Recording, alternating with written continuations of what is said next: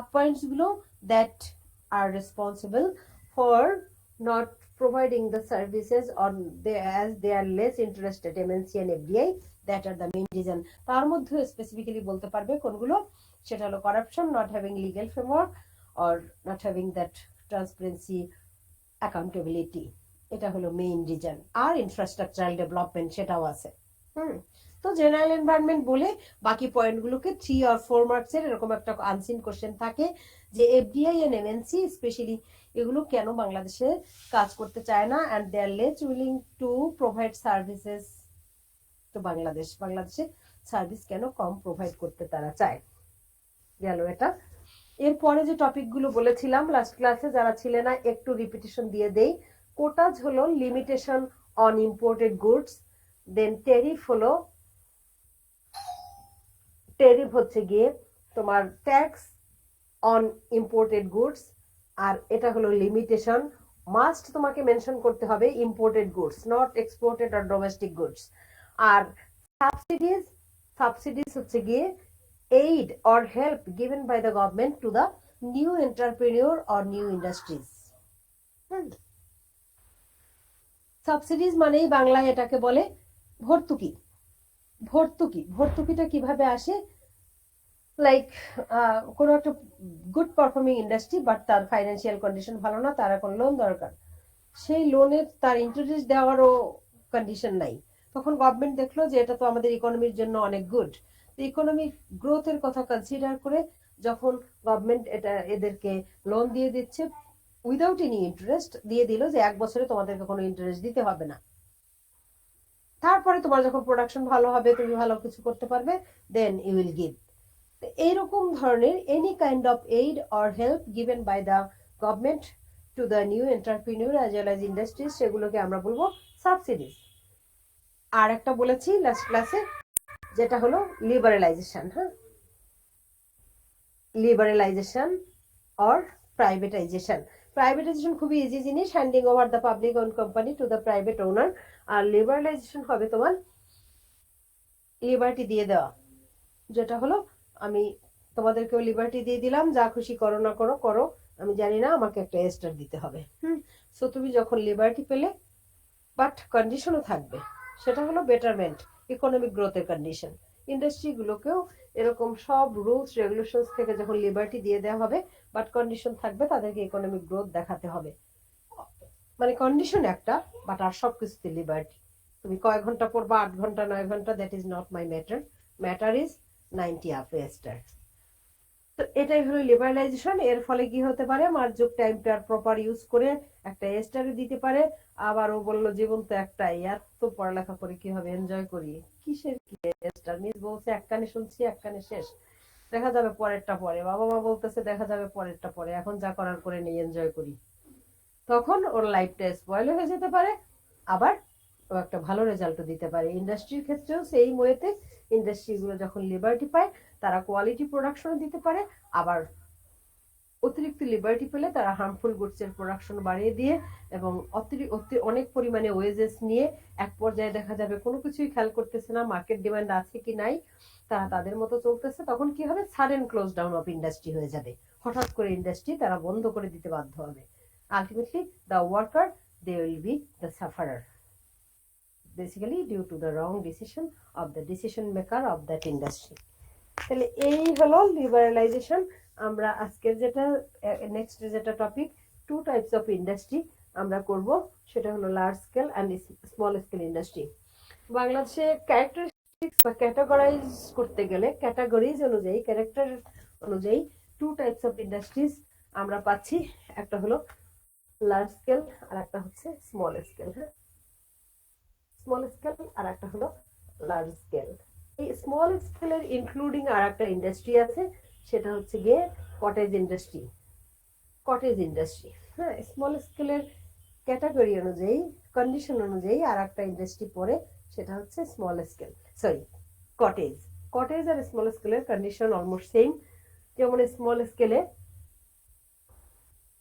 Less than 10 worker থাকে, আর large স্কেলে থাকে তোমার more than 10, more than 10 or 10 plus. একদম সিম্পল ডিফারেন্সটা আগে বোঝার চেষ্টা করো। স্মল স্কেলরা কাজ করে না, তারা তাদের ওন স্ট্রাকচারে কাজ করে, হ্যাঁ, নট আন্ডার গভর্নমেন্ট, তারা গভর্নমেন্টের আন্ডারে না, গভর্নমেন্টকে কোনো ট্যাক্স পে করতে হয় না। আর লার্জ স্কেল হলো আন্ডার গভর্নমেন্ট স্ট্রাকচার, তারা হলো গভর্নমেন্টের স্ট্রাকচারের আন্ডারে কাজ করে। স্মল স্কেল কোনো মডার্ন মেশিনারি ইউজ করে না, তারা সিম্পল টেকনোলজি আর সিম্পল মেশিনারি ইউজ করে, আর ওরা মডার্ন মেশিনারি ইউজ করে। লস আর প্রফিটের রিস্ক যেটা স্মল স্কেলে নাই বললেই চলে, এটাতে অনেক বেশি আছে। আরেকটা আমি বলবো, সেটা হলো এটা হলো ডোমেস্টিক ইকোনমিতে রোল প্লে করে, ডোমেস্টিক ইকোনমিক গ্রোথ। আর এটা হলো overall economic growth, because it ensure foreign exchange. Overall economic growth যেটাকে তুমি বলতে পারো। হ্যাঁ, এগুলো আমি দিয়ে দিব, তারপরে একটু দেখো। স্মল স্কেলে তোমার ওয়ার্কার হলো একটা জিনিসে স্মল স্কেলে বেশি, সেটা কি জানো? নাম্বার অফ ওয়ার্কার 85%, আর এটা হলো 15%। স্মল স্কেলে আউটপুট হলো গিয়ে 20%, মনে হয় বোর্ডটা দেখতে পাচ্ছ না, আর এটার আউটপুট হচ্ছে 80%। তো সবকিছুই হায়ার লার্জ স্কেলে, একটা জিনিস হায়ার স্মল স্কেলে, সেটা হলো এমপ্লয়মেন্ট। হ্যাঁ, এমপ্লয়মেন্ট, কারণ বাংলাদেশের major people unskilled, uneducated, so easily they can do it, that small scale ইন্ডাস্ট্রিতে দে ক্যান ইনভলভ দেমসেলফ। আর লার্জ স্কেল যেহেতু আমাদের হলো it requires few experienced educated people, experienced people or expert people, সেগুলো যেহেতু requirements আছে large স্কেলে, তার মানে লার্জ স্কেল ইন্ডাস্ট্রির জন্য ওরকম certain few people they can involve themselves. আর স্মল স্কেল যে কেউ চাইলে, তুমি আমি যে কেউ যে কোনো সময়, যারা কোনোদিনই কিছু করিনি, তারা we can easily B involved. মানে একটা জিনিস মনে রাখবা, এমপ্লয়মেন্ট, নাম্বার অফ এমপ্লয়মেন্ট, এই একটা জিনিস শুধু স্মল স্কেলে বেশি। বাকি সব কিছু আউটপুট বলো, প্রোডাক্টিভিটি বলো, ওয়েজেস বলো, হ্যাঁ, স্যালারি, ওয়েজেস বলো, ইকোনমিক গ্রোথের পার্টিসিপেশন বলো, সব কিছু লার্জ স্কেলে বেশি। আর একদম মেইন কয়েকটা ক্যাটাগরি যেগুলো মনে রাখতেই হবে, যে স্মল স্কেলে লেস দ্যান 10, আর এটা হলো 10+, এটা আন্ডার গভর্নমেন্ট নট, এটা under government structure. They need to pay taxes to the government, they need not. They use simple technology and the raw materials, and they use the modern technology, and sometimes they need to take the raw materials from 85% এখানে employee, এখানে 15। এই numerical information দুইটা must মনে রাখবে। Output বা প্রোডাক্টিভিটির কথা যদি আমরা বলি, 20% আউটপুট অনলি আসে স্মল স্কেল থেকে, আর 80% আউটপুট বা প্রোডাক্টিভিটি আসে লার্জ স্কেল থেকে। এটা এক্সপোর্ট ওরিয়েন্টেড না, যেটা আমি বলেছি, ডোমেস্টিক মানেই হলো নট এক্সপোর্ট ওরিয়েন্টেড, আর এটা হলো এক্সপোর্ট ওরিয়েন্টেড, কারণ গার্মেন্টস প্রোডাক্ট একটাই এক্সাম্পল দিতে পারো, এই বা টেক্সটাইল, ডাইং, এই জিনিসগুলো, এইগুলো। তাহলে এটা খুব ছোট্ট একটা টপিক, দুইটা ইন্ডাস্ট্রির তোমার ডেফিনিশন উইথ ইম্পর্টেন্স। একটা জিনিস শুধু আনসিন থাকে, আনসিন বলতে এরকম থাকতে পারে, do you think that small scale industry should be discouraged in a country like Bangladesh? বাংলাদেশের মতো কান্ট্রিতে স্মল স্কেল ইন্ডাস্ট্রি কি ডিসকারেজ হওয়া উচিত? ইট শুড বি আর should not B?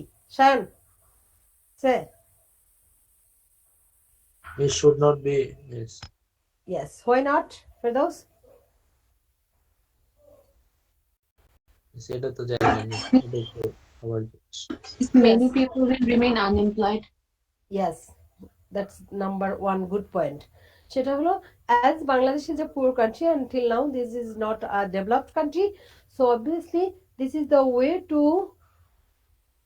be employed. At least few people, they can earn money, they can live well through these small scale industries. So it should not be discouraged, because at least it fulfill the domestic needs and people can survive with that type of work. Number one. তাহলে what should you do? That is another question. What should we do? আমাদেরকে কি করতে হবে? এটাকেও বাঁচিয়ে রাখতে হবে, এটাকে ডিসকারেজ করা যাবে না। Will have to encourage, because people who are uneducated, so we'll have to shift the people. We'll have to change the condition.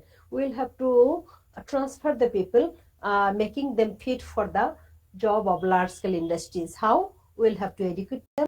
We'll have to give proper training, and obviously the importance of large scale industry, that awareness we should create with those people. তাহলে আমরা একদিকে পেয়েছি কি, তোমার small scale industry থেকে আমাদেরকে shift করতে হবে লার্জ স্কেল ইন্ডাস্ট্রিতে। সেই শিফটিংটা হবে কিভাবে, হাউ, এ ধরনের কোশ্চেন, রিলেটেড কোশ্চেন থাকতে পারে। Obviously with making awareness, giving proper training like TVET, হ্যাঁ, এই ধরনের ট্রেনিং গুলো দিতে হবে। And also providing education and training, যেটা বলেছি, তাদেরকে এক্সপার্ট করতে হবে, এডুকেটেড করতে হবে, তাদেরকে ইম্পর্টেন্সটা বোঝাতে হবে, যেভাবে আমরা ডেভেলপড কান্ট্রি হতে পারবো। And what is the importance. S M Rakib, Rakib regularly class করো না বাবা, কেন? প্রবলেম থাকলে আমাকে জানাতে হবে। ক্লাস মিস দেওয়ার আগে অবশ্যই আমার সাথে কথা বলে মিস দিতে হবে, অ্যাটলিস্ট একটা মেসেজ দিতে হবে। আর খুব আর্জেন্ট কোনো কারণ হলে, না হয় ক্লাস মিস দেওয়ার সময় আর নাই, ঠিক আছে? সময় একদম কম রাকিব, আর ক্লাস বন্ধ দেওয়া যাবে না, ঠিক আছে? ওকে, তাহলে 7B থেকে আমাদের আর কিছু করার নাই, আমরা 8A করব।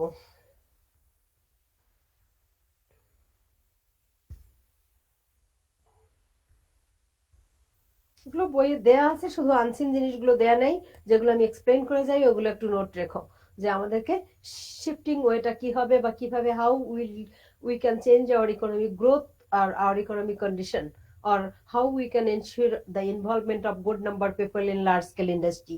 এরকম কোশ্চেন জাস্ট অন্যভাবে আসতে পারে। হ্যাঁ, তুমি কিভাবে এশিওর করতে পারবে যে লার্জ স্কেল ইন্ডাস্ট্রিতেও আমাদের good number people, they will be working দেয়ার।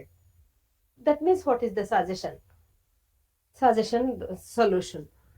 এই জায়গাগুলো নিজের মতো করে একটু ইয়ে করার চেষ্টা করবে, মনে রাখার চেষ্টা করবে।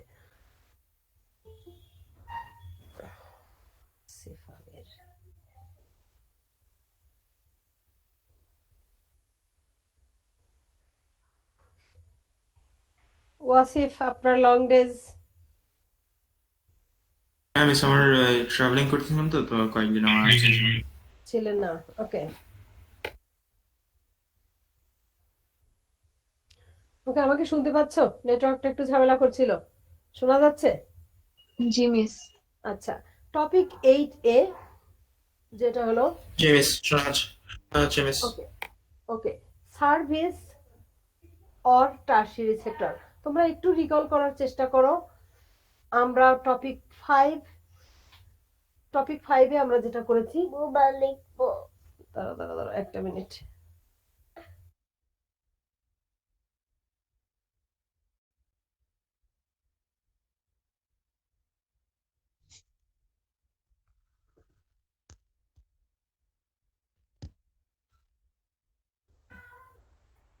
আচ্ছা, সার্ভিস আর টারশিয়ারি সেক্টর আমরা টপিক 5এ করেছিলাম। ইকোনমিক অ্যাক্টিভিটিসকে 3টা ভাগে ভাগ করা হয়, প্রাইমারি, সেকেন্ডারি, টারশিয়ারি।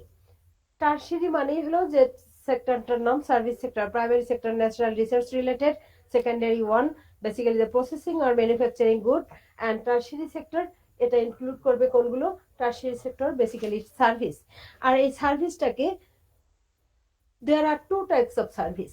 হ্যাঁ, এই 2 টাইপস অফ সার্ভিস, একটা হচ্ছে গিয়ে লো ভ্যালু অ্যাডেড, এটাকে লো ভ্যালু অ্যাডেডটা আমরা পরে বলি। একটা হচ্ছে গিয়ে ইনফর্মাল, আর একটা হচ্ছে গিয়ে ফর্মাল। হ্যাঁ, তাহলে আমরা 2 ধরনের সার্ভিস সেক্টর পাচ্ছি, একটা ইনফর্মাল আর একটা ফর্মাল।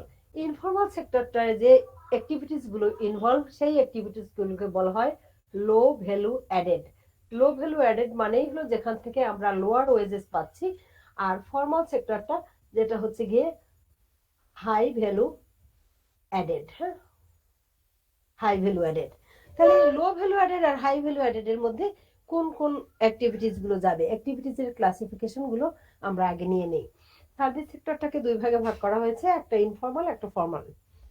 বাংলাদেশের 90% of our total population they are involved in informal sector, and only 10% they are involved in formal sector.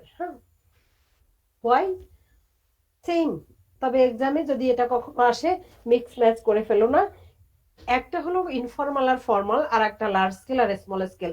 আমি অনেক সময় অনেকের কপিতে এই দুইটার ক্রাইটেরিয়া গুলো চলে যাচ্ছে, কিন্তু দুইটা দুই ধরনের। ইন্ডাস্ট্রি থেকে আসে প্রোডাকশন, আর এটার থেকে আসে প্রোডাকশন আসে না, এটা মেনলি আসে সার্ভিস, যেটা হলো ইনভিজিবল, আমরা দেখতে পাই না। আর ইন্ডাস্ট্রি গুলো ভিজিবল কিছু প্রোডাকশন দেয়, যেমন গার্মেন্টস, ক্লথ, তারপর তোমার ট্যাপেস্ট্রি, তারপর তোমার হ্যান্ডিক্রাফট, হ্যান্ডলুম উইভিং। হ্যাঁ, অবভিয়াসলি তারাও সার্ভিস দেয়, কাজ করে বলেই আমরা হলো প্রোডাকশন পাচ্ছি। বাট তারপরও দুইটাকে মিক্স ম্যাচ করে ফেলো না। ইন্ডাস্ট্রি গুলো দিচ্ছে প্রোডাকশন, যে প্রোডাকশন গুলো এক্সপোর্ট করে আমরা টাকা পাচ্ছি, আর এই সার্ভিস দিচ্ছে আমাদেরকে যেটা ইনভিজিবল, এবং এটা বেসিক্যালি ডোমেস্টিক ইকোনমির, এটা আমরা বাইরে এক্সপোর্ট করতে পারতেছি না, বাট এখান থেকেও একটা হিউজ সোর্স অফ ইনকাম। দুইটাকে এক করে ফেলবে না। সার্ভিসের দুইটা পার্ট, ইনফর্মাল, ফর্মাল। আর ওই লার্জ স্কেলে যেমন টোটাল এমপ্লয়ি ছিল 15%, অ্যান্ড স্মল স্কেলে 85%, ঠিক সেরকমই অ্যাপ্রক্সিমেট পার্সেন্টেজ ইনফর্মাল সেক্টরে আমাদের দেশের total 90% of our total population they are involve, and only 10% they are involve in formal sector. তাহলে এই সেক্টরগুলোর কাজ কি? Very easy topic. ইনফর্মাল সেক্টরে যারা কাজ করে তারা সার্ভিস দেয়, বাট লোয়ার ওয়েজেস পায়। আমার কথা শোনা যাচ্ছে? জি মিস। Yes. আচ্ছা, লো ভ্যালু অ্যাডেড সার্ভিসের মধ্যে যে জিনিসগুলো পড়বে সেটা হচ্ছে গিয়ে রিক্সা পুলিং। এটা তোমরা জানো, আমরা rickshaw pulling, shoe shining, barber shop on the road side, street trader, এগুলো পড়বে তোমার লো ভ্যালু অ্যাডেড। বডিগার্ড। হ্যাঁ, ইয়েস। আর ফর্মাল সেক্টরের মধ্যে পড়বে হাই ভ্যালু অ্যাডেড। সেই হাই ভ্যালু অ্যাডেড মধ্যে যাবে কি? প্রথমেই আসো ব্যাংকিং, ব্যাংক যে আমাদেরকে লোন দিচ্ছে, obviously that's a service. Teaching, telecommunication, telecommunication, তারপর তোমার আসো নার্সিং, সেটা হলো ডক্টরদের নার্সিং। এগুলো যাবে তোমার হাই ভ্যালু অ্যাডেডে বা ফর্মাল, যেখানে তারা সার্ভিস দিচ্ছে এবং they are getting more wages. আর ইনফর্মাল সেক্টর, যেটা তারা সার্ভিস দিচ্ছে but they are getting poor wages. তারপর আরো একটা বলতে পারো তুমি টেলিকমিউনিকেশন, তো আসি ট্রান্সপোর্টেশন, যেটা বিআরটিসি, তারপর এফডিসি। এফডিসি সিনেমা হলে সিনেমা দেখতে যাওয়া, that's a kind of service. হ্যাঁ, they are providing the service, entertainment we get it and we pay to the cinema hall that authority. তো এইগুলো যাবে ফর্মাল সেক্টরে, এগুলো যাবে ইনফর্মাল সেক্টরে। এখান থেকে কোশ্চেন মেনলি যেটা থাকে, why major people of our country they are involve in informal sector, 90% of our total population কেন তারা ইনফর্মাল সেক্টরে কাজ করে। 3 মার্কসের question, very frequently it comes. 3টা পয়েন্ট, এটা তোমরা জানো, তাও আমি একটু বলে দিচ্ছি। একটা হচ্ছে গিয়ে লেস এডুকেশন, লেস এক্সপেরিয়েন্স, আর হলো লেস ক্যাপিটাল। কারণ যদি কারো ধরো যার টাকা বেশি, সে কি করছে, ফারজানা শাকিল এ ধরনের বড় বড় পার্লার গুলো দিয়ে, মেন সেলুন আছে অনেকগুলো বড় বড়, এগুলো দিয়ে বসতেছে। তার টাকা নাই বলেই, লেস ক্যাপিটাল আছে বলেই তো সে রাস্তার ধারে একটা মিরর আর একটা তোমার ইয়ে নিয়ে, শেভিং এর একটা ইনস্ট্রুমেন্ট বক্স নিয়ে সে বসে যায় রাস্তার পাশে। সো ডিফারেন্সটা খুঁজে বার করো। ওটা পারছো না, ওটা গভর্নমেন্টকে টাকা দিচ্ছে, বড় একটা বিল্ডিং দিচ্ছে, গভর্নমেন্টকে ট্যাক্স দিতে হচ্ছে। আর যে রাস্তার ধারে, তার এটার দরকার নাই, তার লেস ক্যাপিটাল। তার মানে এরকম নাম্বার অফ পিপল বাংলাদেশে বেশি।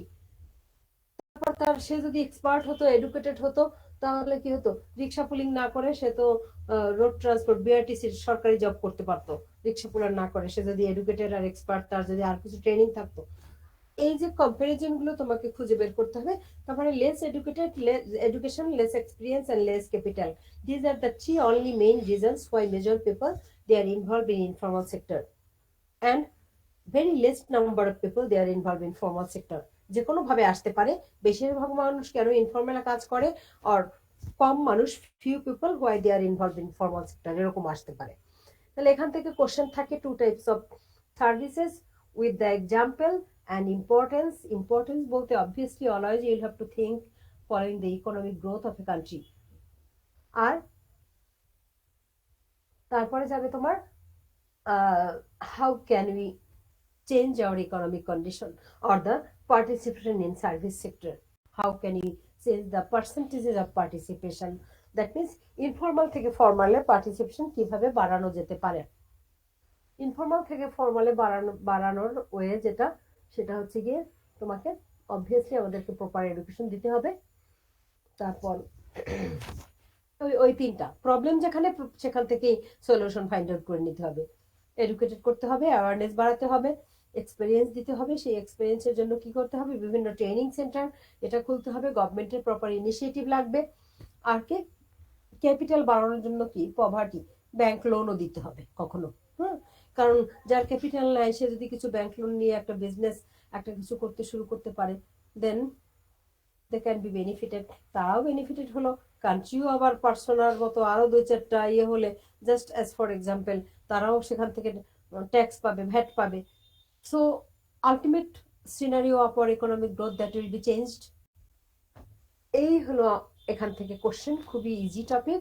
ইনফর্মাল ফর্মাল সেক্টরের definition, then example, importance and shifting the condition or changing the economic growth or the condition. এই এখান থেকে আর কিছুই নেই। 8B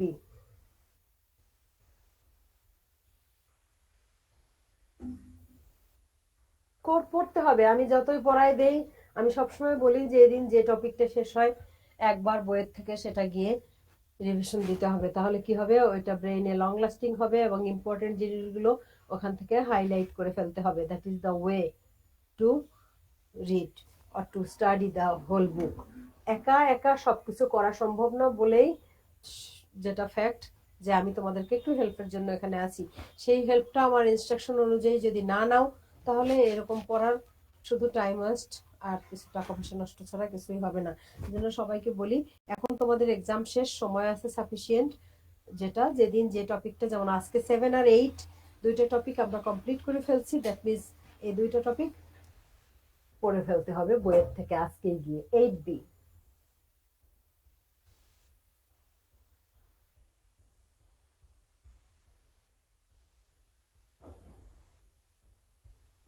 NGO and its role, খুবই ইম্পর্টেন্ট টপিক। এনজিও এই টপিকটা রিলেটেড হয়েই 10AB থেকে অনেক কোশ্চেন আসবে।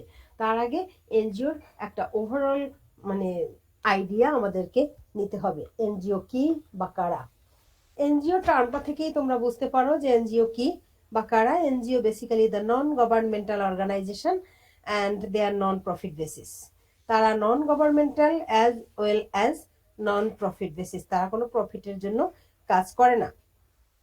এবং যেটা বাংলাদেশে 1978-এ একটা অ্যাক্ট হয়েছিল, foreign donation regulation ordinance of 1978। According to that act, এটা হলো কনস্টিটিউশনের অ্যাক্ট ছাড়া একটা কান্ট্রি রান করতে পারে না। You everyone know it. So এটা যেহেতু রান করতে পারে না, সেভাবে এনজিও গুলোকে চলার জন্য, কারণ একটা কান্ট্রির পাবলিক সেক্টরটা যখন ফুললি এবেল না সার্ভিস দিতে, তখন পাবলিক সেক্টরকে আদার কিছু সেক্টরের উপর ডিপেন্ড করতে হয়। আর এনজিও গুলো বেসিক্যালি কাজ করে, আগে বলা হতো থার্ড ওয়ার্ল্ড ওয়ারটা খুব দেয়া হতো, এখন যেটা বাংলাদেশকে বেসিক্যালি লেস ডেভেলপ থেকে ডেভেলপিং বলা হয়, উন্নয়নশীল কান্ট্রি, সে এই কান্ট্রিগুলোর বেটারমেন্ট বা ডেভেলপমেন্টের জন্য they need to take help of other few organization. সেই অর্গানাইজেশনের মধ্যে শুধু বাংলাদেশ না, অনুন্নত দেশ, under develop, least develop and developing, এই 3 ক্রাইটেরিয়ার সব কান্ট্রিগুলোর জন্যই এনজিওরা কাজ করে। তারা টাকা নেয় কোথা থেকে, foreign donor or international charities, তাদের কাছ থেকে তারা টাকা পায়। তাহলে আমাকে একটা কোশ্চেনের আনসার দাও, ইফ এনিওয়ান ইউ নোজ, যেটা হলো ফরেন ডোনররা, চ্যারিটিরা টাকা দিয়ে দেয় এমনি, তাদের কাজই হলো চ্যারিটি করা, দান করা। বাট ডোনররা, why do they give money to the NGO share holder? কেন দেয়? You anyone have idea? Anyone has idea? Do you have? কেউ জানো? Shayan, can you hear me? Wasif? Yes, miss. Yes, কারো কোনো আইডিয়া আছে? ফেরদৌস, তায়েব, রাকিব? মিস কোশ্চেনটা মিস আরেকবার দিই। কোশ্চেনটা হচ্ছে গিয়ে এনজিওরা টাকা পায় স্পেশালি ফরেন ডোনর আর চ্যারিটিদের কাছ থেকে, তাহলে ডোনররা কেন টাকা দেয়, কোন টাকাটা তারা দিচ্ছে, কিভাবে দিচ্ছে তারা এই টাকাটা?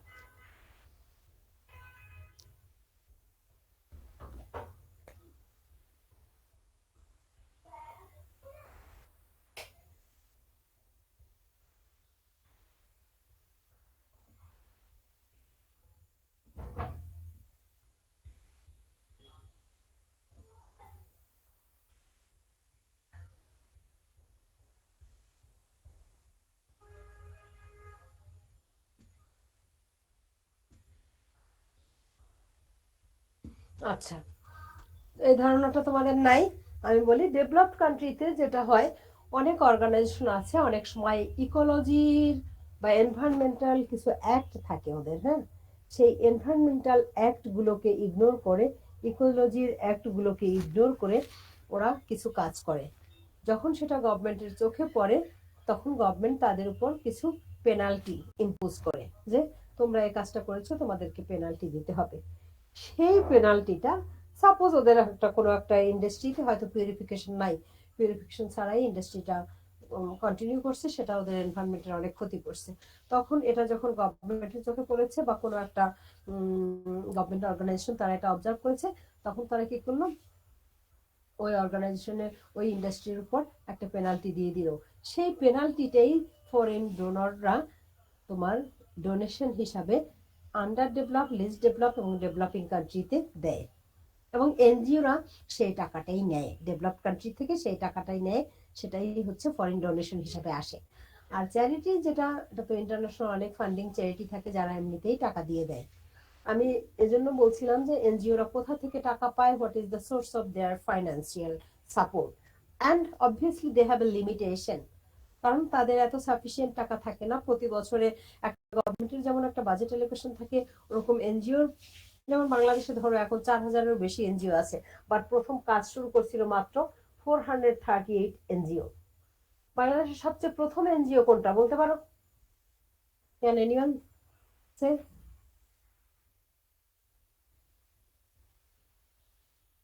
হ্যাঁ, Miss Brack. অলরাইট, মিস গ্রামীণ গ্রামীণ না, 1972-তে ব্র্যাক, ব্র্যাক কাজ শুরু করেছে 1972-তে।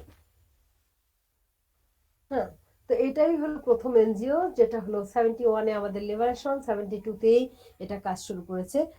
স্যার ফজলে হাসান আবেদ এটার ফাউন্ডার, এই এবছরেই উনি মারা গেছেন, এই কয়েক মাস হয়, 3-4 মাস হয় মনে হয়। তো according to the act of 1978, 438 NGOs are registered in Bangladesh who started work, but before that তারা এমনিতেই কাজ শুরু করেছে, they are not the registered NGO, কারণ তখনও কনস্টিটিউশনে এই অ্যাক্টটা ওভাবে আসেনি। এনজিওরা টাকা পায় কোথা থেকে? ডোনর আর চ্যারিটিদের কাছ থেকে। ডোনররা টাকা দেয় তাদের মানে আনফেয়ার ওয়ার্কের জন্য, ইলিগাল ওয়ার্কের জন্য, যে অর্গানাইজেশনগুলোর উপর পেনাল্টি ধরে সেই টাকাটাই এভাবে দেয়। এরা নন প্রফিট বেসিস তাদের যে টাকাটা পায়, মানে কস্ট হিসেবে যে টাকাটা পায়, they do not have their maximize profit, হ্যাঁ, যেটা লোয়েস্ট কস্টে সার্ভিস দেয়, হ্যাঁ, হাইয়েস্ট প্রাইস সার্ভিসটা দেয় বাট খুবই লোয়েস্ট কস্টে, এবং যে সার্ভিসটা দেয় সেটা তারা যে টাকাটা নেয় সেটাই তারা এমপ্লয়ীদের মানে ওয়েজেস হিসাবে দিয়ে দেয়। ওদের এরকম, ওদের কোনো টার্গেট থাকে না যে আমাদের লাভ করতে হবে, ওদের টার্গেট একটাই, আন্ডার ডেভেলপ বা লেস ডেভেলপ বা ডেভেলপিং কান্ট্রিগুলোর কন্ডিশনগুলোর বেটারমেন্ট আনা, এটাই ওদের টার্গেট। এখন বাংলাদেশ ছাড়া আমি ব্র্যাক নিয়ে আরেকটু কথা বলবো, কারণ একটা শর্ট নোট হিসাবে ব্র্যাক অনেক সময় আসতে পারে।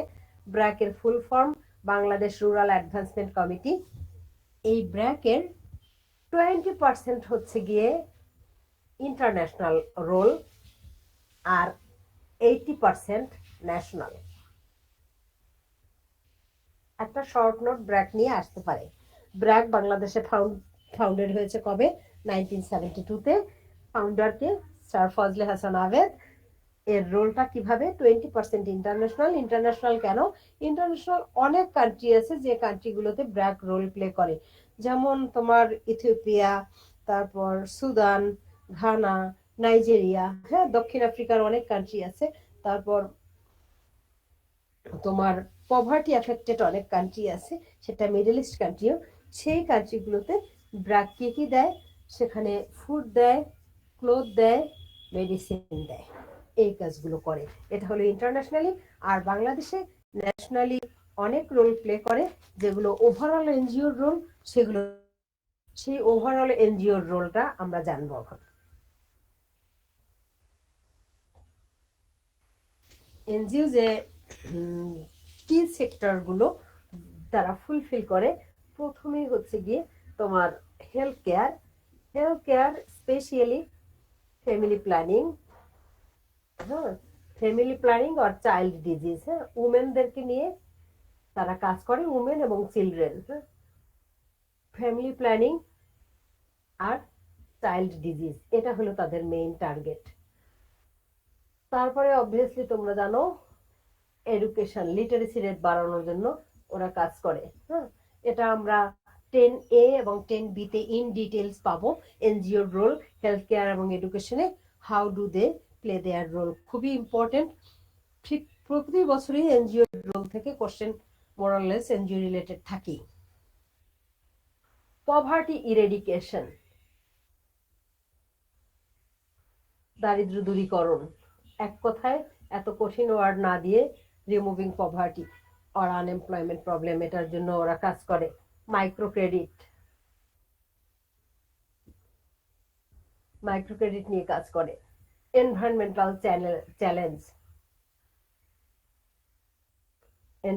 চ্যালেঞ্জের মধ্যে কোনগুলো থাকতে পারে তোমার, যেমন লাইক গ্লোবাল ওয়ার্মিং, হ্যাঁ, এগুলো নিয়ে কনসাসনেস। তারপরে তুমি আসো উমেন এম্পাওয়ারমেন্ট, এগুলো হলো এনজিওর রোল। এম্পাওয়ারমেন্ট টার্মটা আমি বুঝাই দিচ্ছি, এটা শর্ট নোট হিসাবে কখনো আসে।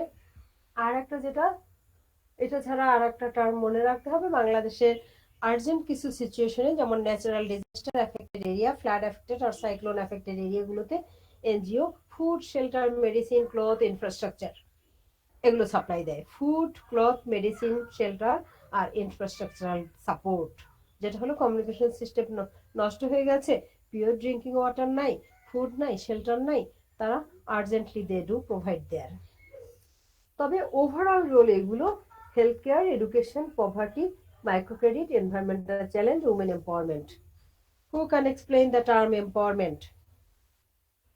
তায়েব বলো। Tayeb, no participation, I want sound from you. Taib, what do you mean by Yes, miss. empowerment? একদম সিম্পল একটা টার্ম, এই ওয়ার্ডটা থেকেই তুমি মিন করতে পারো চাইলে। এম্পাওয়ারমেন্ট মানে কি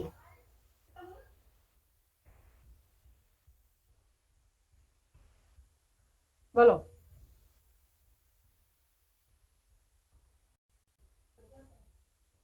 open question, who can? Miss আমি বলি। ইয়েস, বলো বলো সেন্টু। মিস কোনো পাওয়ার কাউকে দেওয়া, এরকম কিছু।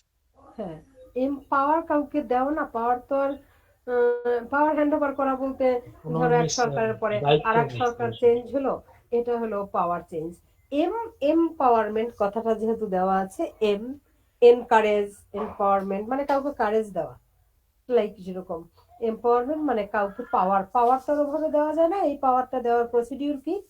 Making people conscious about their rights and duties. হ্যাঁ, আমি বলতে পারি যে those you are not aware, that much aware of your O level exam, তাহলে আমি তোমাকে বললাম তুমি এভাবে পড়বা, এভাবে পড়বা, এভাবে করলে তোমার একটা ভালো রেজাল্ট আসবে। তোমাকে যে আমি জাগিয়ে তুললাম, তুমি হয়তো অনেকটা স্লিপিং মুডে ছিলে, এটাই হলো কাইন্ড অফ এম্পাওয়ারমেন্ট। গ্রামের মানুষ, rural people, or sometimes the women, poor people, and exceptionally, especially the uneducated people, they are not aware of their rights and duties, what to do or what not to do. যেমন তার আজকেও ভাবছে যে কালকে সেন্টুকে vote দিবে, রাতে হলো মার্জুকের party এসে 10,000 করে টাকা দিয়ে গেল, একটু পর ডিসিশন চেঞ্জ হয়ে গেল সাধারণ জনগণের, যে না, টাকা যে দিছে তাকেই ভোট দেবো। দ্যাট মিনস তোমার যে কনসিয়াসনেস, তোমার যে থট, সেটাও তুমি টাকার পরিবর্তে বিক্রি করে দিচ্ছ। That means you are not aware of your own individual right. গ্রামের মানুষ জানেই না যে গ্লোবাল ওয়ার্মিং কি, তারা মানতে চায় না। জেন্ডার এখনো পিপল বিলিভ উইথ ছেলেরাই আমাকে খাওয়াবে, তো ছেলেদেরকেই বড়টা খাওয়াবো, বড় বড়ভাবে দেখবো। গ্রামের মানুষের মধ্যে এখনো সেই কনসেপ্ট, মেয়েদেরকে সেভাবে দেখে না। এই যে gender Yes, ma'am. Inequality, environmental challenge like global warming, তারা সমানে কাউডাউন পুরায় যাচ্ছে, যেগুলো মিথেন গ্যাস ক্রিয়েট করে এনভায়রনমেন্টের ক্ষতি করছে, but they don't know. So এরকম যে ম্যাটারগুলো মানুষ জানে না, make them conscious or aware about that matter, that is empowerment. হ্যাঁ, আর উমেন এম্পাওয়ারমেন্ট এভাবেই মিন করা হয়েছে এই জন্য, কারণ এখনো যদি বলতে পারো যে আমাদের টোটাল হাফ যেহেতু women, but they are not educated that much comparing with the men. এখন অনেকটা বেড়ে গেছে অবশ্য, এখন মানুষের মধ্যে এই সেন্সগুলো চলে আসছে। সেটা চলে আসছে কিভাবে? Basically with the participation of NGO.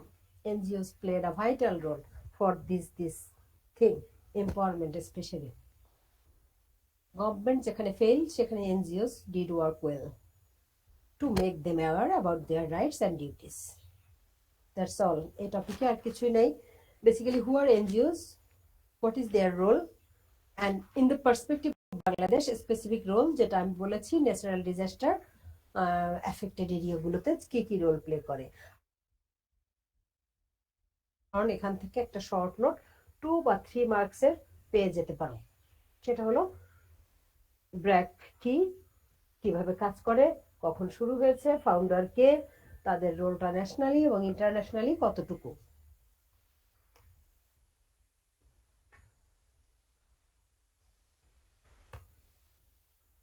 এক মিনিট 2 মিনিটের ব্রেক নেবো আমি।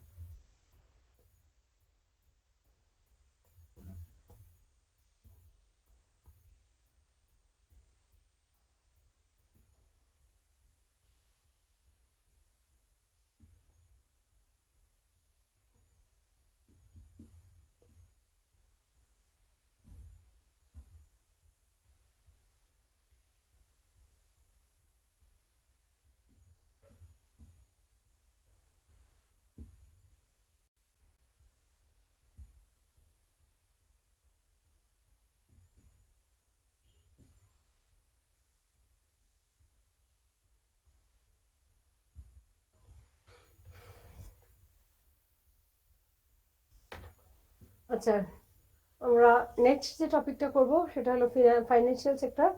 ফাইন্যান্সিয়াল সেক্টর ইনক্লুড করে কি, হু আর দ্য ফাইন্যান্সিয়াল সেক্টর।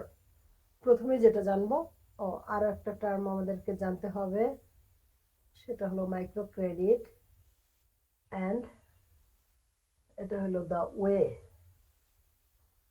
আচ্ছা, এই জিনিসগুলো আমরা এখান থেকে টপিক থেকে করব। Who are financial sector, financial sector বলতে বোঝাবে basically all types of banks, either it is government bank, non government bank, তারপর তোমার স্টক মার্কেট, ইন্স্যুরেন্স কোম্পানি আর other lending institution. All types of bank, government, private আর হলো foreign ব্যাংকও আছে বাংলাদেশে অনেক, এই ব্যাংকগুলো এবং পাশাপাশি স্টক এক্সচেঞ্জ যেটাকে আমরা বলি স্টক মার্কেট, ডিএসই আর সিএসই যেটা স্টক এক্সচেঞ্জ, এই স্টক মার্কেটগুলো, ইন্স্যুরেন্স কোম্পানি লাইক আলিগো আর সন্ধানী, কন্টিনেন্টাল, এরকম অনেক কিছু আছে এই ইন্স্যুরেন্স কোম্পানি।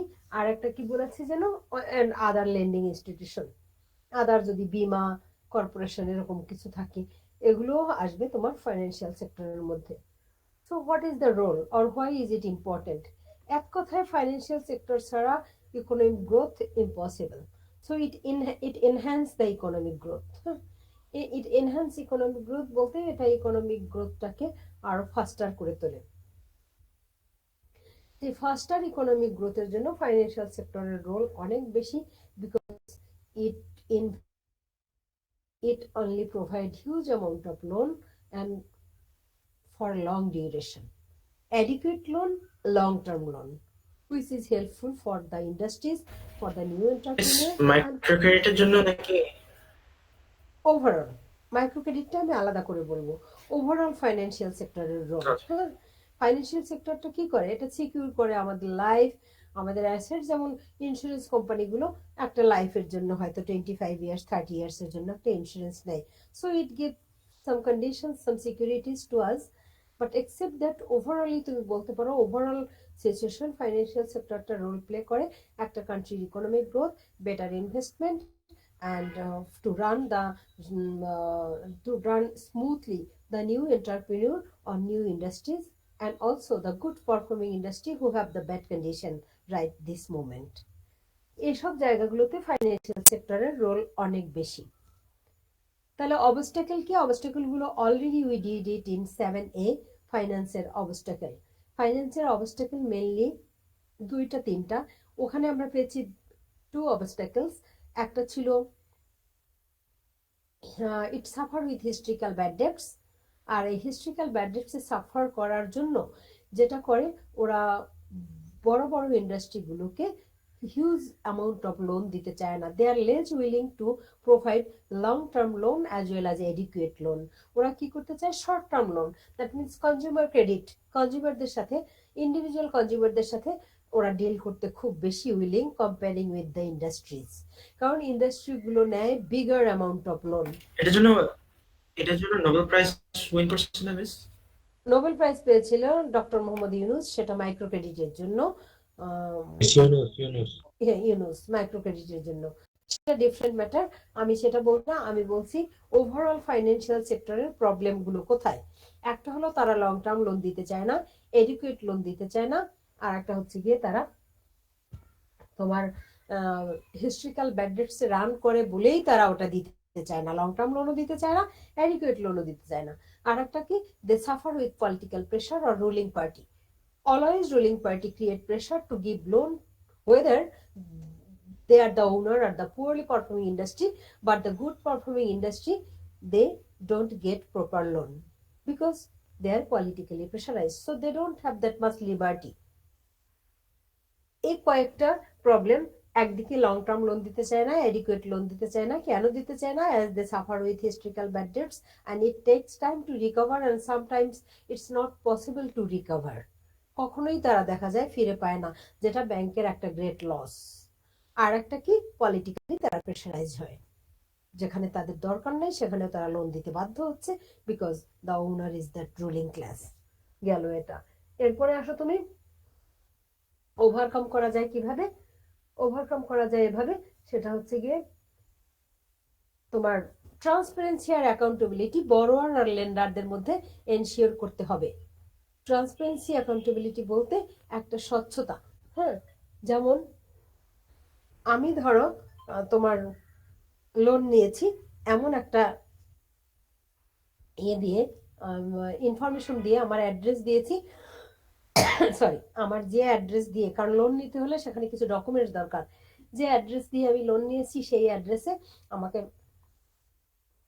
যখন আমি লং টার্ম লোন দিতে পারছি না, আমি কোনো ইনফরমেশনও দিইনি ব্যাংকে, কিছু জানাইনি, আর ব্যাংক যখন আমাকে খুঁজতে গিয়েছে সেই অ্যাড্রেসে আর পেলো না, পাচ্ছে না, কারণ আমি যখন দেখছি আমার ইন্ডাস্ট্রিতে একটা বিগ লস, কন্টিনিউ না করতে পেরে লোন তো দিব কোথা থেকে, নিজেরই খাওয়া চলে না, তখন কি করলাম, পালায় চলে গেলাম মালয়েশিয়ায়। এরকম প্রচুর আছে ব্যাংক্রাফট যাদেরকে বলা হয়। হ্যাঁ, তাহলে তখন ব্যাংক কি করলো, ব্যাংকের একটা ক্ষতি, ব্যাংক কি করে, ব্যাংক অলওয়েজ নিয়ম আছে, যদি কেউ ব্যাংক্রাফট হয় তখন তার নিজের বা যা কিছু থাকে এবং নমিনি থাকে তার কাছেও যেতে পারে, এবং ওই ল্যান্ড প্রপার্টি ব্যাংক হলো ক্রোক করে নিয়ে যেতে পারে, এটা একটা নিয়মই আছে। তো এটা যে নিয়ে যাবে তারই তেমন কিছু নাই, সে যেটুকু ছিল সেটুকু বেঁচে খেয়ে চলে গেছে, তখন ব্যাংকের কি হলো, একটা গ্রেট লস। তাহলে এটা কিভাবে হলো, এবং ওই অ্যাড্রেসেই তাকে পেলো না ফার্স্ট ওয়ান, যদি কখনো কাউকে পায়ও সেখানে তার কিছুই নাই, এরকম দেখা গেছে। সো ট্রান্সপারেন্সি মানেই হলো গিয়ে যে ইনফরমেশনটা দিয়েছে সেটা যেন প্রপার হয়, সেটা ব্যাংকে চেক করে নিতে হবে। এবং আই এম দা বড়োয়ার, আমাকেও সেই অ্যাকাউন্টেবিলিটিটা আমার মধ্যে রাখতে হবে, যে এটা গভর্নমেন্টের একটা চেইন ফাংশন, আমি যদি দেই সেটা আবার আরেকজন পাবে, আরেকজন দিলে সেটা আবার কিছুদিন পরে হয়তো if I need I will get. So এই ট্রান্সপারেন্সি আর অ্যাকাউন্টেবিলিটি, এটা হবে একটা সলিউশন হাউ টু ওভারকাম এর। তারপরে অ্যাওয়ারনেস, এটাও ক্রিয়েট করতে হবে, স্ট্রিক্ট রুলস অ্যান্ড রেগুলেশনস গভর্নমেন্টের সেটা থাকতে হবে, প্রপার একটা রেগুলেটরি অ্যাক্ট থাকতে হবে, প্রপার মনিটরিং, মনিটরিং মানে একটা গুড কন্ট্যাক্ট অলওয়েজ সেই বড়োয়ারের সাথে লেন্ডারের থাকতে হবে, ব্যাংক যেন কিছুদিন পরপরই তার সাথে কমিউনিকেশন রেখে যায়। প্রথমেই আসো regulatory act, good code and procedure, monitoring, তারপর ট্রান্সপারেন্সি অ্যান্ড অ্যাকাউন্টেবিলিটি, আর হলো মানুষের মধ্যে অ্যাওয়ারনেস, সেটা তো দরকারি। এই কয়েকটা জিনিস বলে আমরা হলো এই ফাইন্যান্সিয়াল সেক্টরের কন্ডিশন গুলোকে ওভারকাম করে একটা গুড সিচুয়েশন যদি পৌঁছে যেতে পারি, তাহলে we two groups of people, borrower and lender, both will be benefited. Next, micro credit. Micro credit কি? মাইক্রো ক্রেডিট হচ্ছে গিয়ে এক কথায় small amount of loan given to the poor people with small interest, that is micro credit. এটা সবাই জানো, ক্ষুদ্র ঋণ যেটাকে বলে, অল্প পরিমাণে টাকা যখন অল্প ইন্টারেস্ট দিয়ে কোনো মানুষ নিচ্ছে, সেটাই হচ্ছে গিয়ে মাইক্রো ক্রেডিট। এবং বাংলাদেশে যেটা মাইক্রো ক্রেডিটের ফাউন্ডার হলো মোহাম্মদ ফেরদৌসের প্রিয় লোক, সেটাকে doctor Mohammad Yunus. Doctor Mohammad Yunus who invented that procedure, but there is a mistake with that procedure. Mistake বলবো আমি এই সেন্সে, দেখো how does it work, হ্যাঁ ওয়ে, আমি ওয়ে দিয়েছি এই জন্য যে how does it work, micro ক্রেডিটটা কাজ করে কিভাবে। মাইক্রো ক্রেডিট যদি গ্রামীণ ব্যাংকের হয়, গ্রামীণ ব্যাংকের মাইক্রো ক্রেডিট প্রসিডিউর একরকম ডিস্ট্রিবিউশন, আর এনজিওর মাইক্রো ক্রেডিটের ডিস্ট্রিবিউশনটা আর এক রকম। গ্রামীণ ব্যাংক মাইক্রো ক্রেডিট দেয় গ্রুপ ওয়াইজ পিপলকে। হ্যাঁ, যেমন তোমরা 4 ফ্রেন্ড, তোমরা ভাবছো পাড়ায় একটা স্টেশনারি শপ দিবে, ভাবতেই পারো, ডাজ নট ম্যাটার, লেবেলটা পড়বো, একটা স্টেশনারি দোকান দিয়ে নেই, তো কি করবো, বাবার কাছ থেকে টাকা নেবো না, কোথা থেকে নেবো, আমরা একটা মাইক্রো ক্রেডিট নিব। তো তোমরা 4 পিপল, ধরো 4জন, যে 4জন নিয়ে শুরু করেছো, কিছুদিন পরে হঠাৎ করে একজন ফ্রেন্ড বললো যে আমি ডিসকন্টিনিউ করবো, আমি এটা করবো না। তো তোমাদের 4জনের একটা শেয়ার আছে ওই লোনটায়, ধরো 20,000 টাকা তোমরা লোন নিয়েছিলে, ওটা দিয়ে দোকান শুরু করেছো, হঠাৎ করে একজন ডিসকন্টিনিউ করবে, একজন যদি ডিসকন্টিনিউ করে বাকিরাও লোন পাবে না, এবং always it must be with group wise. এটা হলো গ্রামীণ ব্যাংকের একটা কাইন্ড অফ ফেলিওর, কারণ চাইলে মার্জুক একা যে একটা লোন নেবে সেটা গ্রামীণ ব্যাংক থেকে পারবে না, গ্রুপ ওয়াইজ যেতে হবে। এবং ফেলিওর যেটা গ্রুপ ওয়াইজের একজন যদি ফেল করে to repay the loan on time or to continue the interest, then others will be discontinued. But NGOর মাইক্রো ক্রেডিটের সিস্টেমটা আর একটু ফ্লেক্সিবিলিটি পুয়ার পিপলদের জন্য, কেন, ইট ইজ গিভেন ইন্ডিভিজুয়ালি। সেই ইন্ডিভিজুয়াল যেমন একজন চাইলে 500 টাকা 1000 টাকাও লোন নিতে পারবে। 500 টাকা দিয়ে সে চিন্তা করলো যে কয়েকটা মুরগির বাচ্চা নিয়ে ছোট্ট একটা ফার্ম শুরু করবে, 500 টাকা দিয়ে সে শুরু করলো। দ্যাট 500 টাকা, that is their own matter. সে একা, সেখানে কারো ওরকম 4 জনের গ্রুপ নাই, একজন ডিসকন্টিনিউ হলে বাকিরা পাবে না এরকম কোনো কন্ডিশন নাই। So that is easier for the poor people, and that's why এনজিওর মাইক্রো ক্রেডিটটা এটা হলো মোস্টলি অ্যাকসেপ্টেবল এখন যেটা, এবং পপুলার। আর এই গ্রামীণ ব্যাংকের এই ফেইলিউরের কারণে ওর সুদটা এমন ভাবে যেত বাকি 3 জনের উপর, that was a great pressure. Ultimately people are avoiding that. এটা মানুষ এখন আর এতটা পছন্দ করছে না। They are choosing this one, that is preferring, that is NGO. ঠিক আছে? সো এই হলো মাইক্রো ক্রেডিটটা কি, গ্রামীণ ব্যাংকের মাইক্রো ক্রেডিট দেওয়ার প্রসেসটা কি, এটা থেকে কোশ্চেন থাকতে পারে, এবং এনজিওর মাইক্রো ক্রেডিট দেওয়ার প্রসেস কি। আর একটা যেটা ব্যাংক্রাফট কি, ব্যাড ডেট কি, এরকম কিছু শর্ট নোট। ব্যাড ডেটস হলো the loan which is not pay on time, that is bad debt, and the people or the organization who take the loan who don't repay on time, that person or organization তাদেরকে বলা হয় bankrupt. পুরো প্রসিডিউরটাকে বলা হয় bankruptcy. আর bankrupt ওই person আর organisation, আর bad dates হলো ওই লোনটা যেটা নিয়ে অন টাইমে পে করা হয় না। এরকম মাঝে মাঝে শর্ট নোট আসে। তাহলে ফাইন্যান্সিয়াল সেক্টর থেকে আমাদের আর কোনো কিছু নাই। মেনলি ফাইন্যান্সিয়াল সেক্টর কি বা কে বা কারা, অ্যান্ড তাদের রোল কি, the obstacle and how to overcome, আর মাইক্রো ক্রেডিট সিস্টেম। এই তাহলে আমরা আমাদের নেক্সট ক্লাসে পেপার 2 শেষ করব। তারপরে আরো, আজকে কত তারিখ, 14-13 না, 14-15, আরো মানে 4টা ক্লাস পাবো। ওইটার পরে আরো 3টা ক্লাস, সেই 3টা ক্লাসে পেপার 1-এর কোথায় কোথায় প্রবলেম আছে সেই জায়গাগুলো সলভ করে 1 তারিখ থেকে টপিক্যাল মক। ঠিক আছে? মিস মক কিভাবে হবে, মানে পেপার 1 পেপার 2 একসাথে নাকি? না না না, মক গুলো যাবে, টপিক্যাল মক হবে টোটাল 10টা পেপার 1-এর। পেপার পেপার সরি, পুরো পেপার 1 পেপার 2 এর একটা পেপার 1 আর একটা পেপার 2। যেমন ফার্স্ট টপিক্যাল মকটা হবে টপিক 1 এবি পেপার 1-এর। আমি অল্টারনেট করে করে 2টা পেপারই নিব, যাতে করে 2টা পেপারই তোমাদের পড়া হয়। প্রথমটা এক একটা টপিকের উপর, পেপার 1-এর যাবে একটা টপিকের উপরই 75 মার্কসের কোশ্চেন, যাতে করে তোমাদের সিআই এর টাইমিংটা প্র্যাকটিস হয়ে যায়, অন টাইমে কমপ্লিট করতে পারো। এটা অনেকেরই প্রবলেম হয়, ঠিক টাইমের মধ্যে কমপ্লিট হয় না। মিস বলো টপিক্যাল যে মকটা মিস হবে মিস ওইটা কি একটা বলো বলো, শেষ করো একজন একজন, আমি বলি। মিস টপিক্যাল যে মকটা হবে মিস ওইটা কি মিস মিস ফার্স্টের মিস চ্যাপ্টার থেকে হবে তাহলে একদম নাকি শুরু মিস থেকে আমি আবার বলছি, আমি বলে দিচ্ছি প্রসিডিউরটা। আসিফ, আমি তোমার কথা শুনছি একটু পরে। প্রথম হবে পেপার 1-এর টপিক 1। শোনা যাচ্ছে না? শোনা যাচ্ছে না? মিস এখন আমরা শোনা শুনতে যায়। পাচ্ছি। আচ্ছা, প্রথম হবে পেপার 1-এর topic 1, first topical mock. Second topical mock যাবে পেপার 2 এর 1-2, কারণ পেপার 2 এর দুইটা দুইটা করে টপিক দিয়েছি, এই জন্য পেপার 2 এর একটা টপিক থেকে 75 মার্কসের কোশ্চেন ইটস ডিফিকাল্ট। আর পেপার 2 তে এরকম মিক্স ম্যাচ কোশ্চেন আসে, এই জন্য পেপার 2 এর টোটাল 10টা টপিক থেকে যাবে 5টা মক, কারণ দুইটা দুইটা টপিক মিলে একটা মক টপিক্যাল। আর পেপার 1 এর একটা টপিকেরই একটা মক, কারণ একটা টপিকে অনেকগুলো সাব টপিক থাকে। যেমন 1 এবি তে 2টা টপিক, 2 তে 2 এবিসিডি, 3 তে 3 এবিসি, 4-এ 4 এবিসি, 5-এ 5 এবিসি। সো একটা যাবে পেপার 1-এর 1 এবি, তারপর পেপার 2 এর 1-2। আবার থার্ড মকটা যাবে, থার্ড টপিক্যাল মক আবার পেপার 1-এর প্রিমুঘল টপিক 2, তারপরে যাবে পেপার 2 এর 3-4। আবার যাবে মুঘল পেপার 1-এর, তারপর যাবে 5-6 পেপার 2 এর, তারপর যাবে ধরো ব্রিটিশ, তারপর যাবে 7-8, তারপর যাবে পাকিস্তান, তারপর যাবে আবার 9-10। বুঝতে পেরেছো? পেপার 1-এর একটা একটা টপিক থেকে 75 মার্কস, দ্যাট মিনস সিএর প্যাটার্নেই ওই টপিকের আর কোনো কিছুই বাকি থাকবে না, অলমোস্ট সব পড়া হয়ে যাবে। তো 75 মার্কস তুমি অ্যাটেন্ড করবা পেপার 1-এর। আবার পেপার 2 থেকেও এরকম দুইটা টপিক নিয়ে 75 মার্কসের কোশ্চেন হবে, অল্টারনেট করে করে, একটা পেপার 1 একটা পেপার 2, এভাবে। ফুল মক ওরকম, একটা পেপার 1 একটা পেপার 2। বলো সাদিয়া। মিস উইকলি একটা না? উইকে একটা মক, আর একটা নেক্সট ক্লাসটায় যাবে ওই মকের হাফ অ্যান আওয়ার যাবে সলভ, আর পরে নেক্সট টপিকের আবার রিভিশন। ঠিক আছে? তো একটা ক্লাস যাবে সলভ আর রিভিশন, আর একটা ক্লাস মক, আর একটা ক্লাস আবার সলভ আর রিভিশন, আর একটা ক্লাস মক, একটা একটা মক যাবে উইকে।